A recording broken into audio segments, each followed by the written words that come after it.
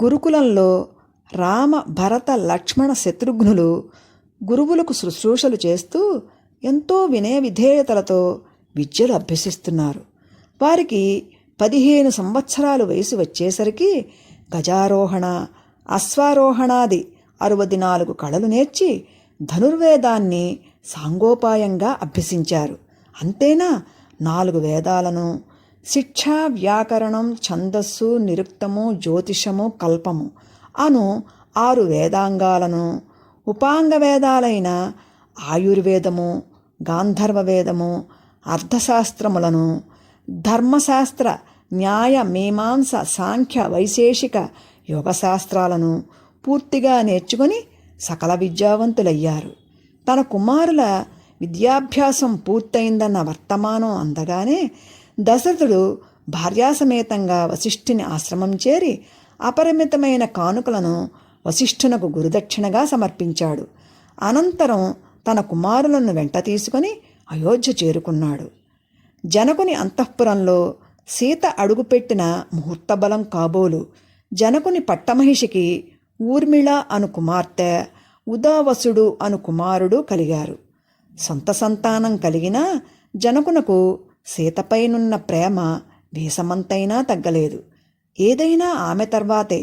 సీతకు 7 వసంతాల వయసు నిండేసరికి కులగురువు శతానందుని శిక్షణలో స్త్రీలు నేర్వదగిన అన్ని విద్యలు నేర్చుకుంది. తల్లి దగ్గర పతివ్రతాధర్మాలు, నియమాలు సాకల్యంగా తెలుసుకుంది. వీర్యశుల్కగా తనకు దొరికిన సీతకు యుక్త వయసు వచ్చిందని గుర్తించిన జనకుడు ఆమెకు వివాహం చెయ్యాలని సంకల్పించాడు. అయితే అయోనిజ అయిన సీతకు సాధారణవరుడు తగడు అని తలచి తరతరాల నుండి తన గృహమందున్న శివధనుస్సుకు ఎవరైతే నారి తొడిగి ఎక్కు పెట్టగలరో అట్టి వీరునకు సీతనిచ్చి కన్యాదానం చేస్తాను అని ప్రకటించాడు. ఆనాటి నుంచి ప్రతిరోజు వీరాగ్రేసులమని తలచే మహావీర శిఖామణులు 2-3 రావడం, శివధనుస్సుకు నారి తొడగాలని ప్రయత్నించి విఫలులవ్వడం మిథిలాపురవాసులకు దినసరి వేడుక అయింది.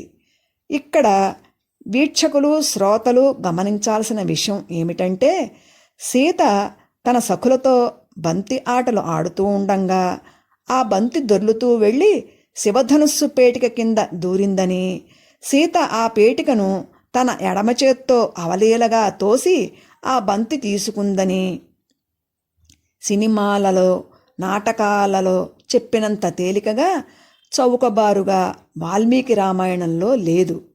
వాల్మీకి కల్పించడని, అసత్యాలు లిఖించడని ఇక్కడ మనం గుర్తించాలి.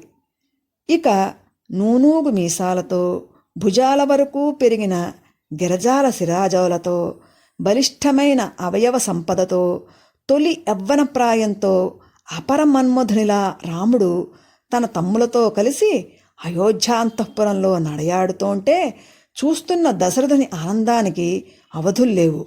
ఇక కోడళ్లను తెచ్చుకోవాలి అని నిర్ణయించుకున్నాడు. ఒకరోజు దశరథుడు మంత్రి పురోహితులతో కలిసి తన కుమారుల వివాహ విషయం గురించి ఆలోచన చేస్తున్నాడు.